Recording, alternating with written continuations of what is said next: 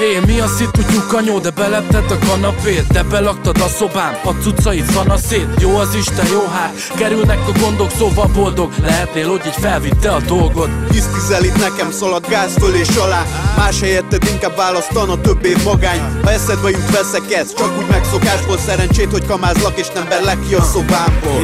Ez itt az édeker, mint a galambot etetlek, a szívem már csak is érted ver.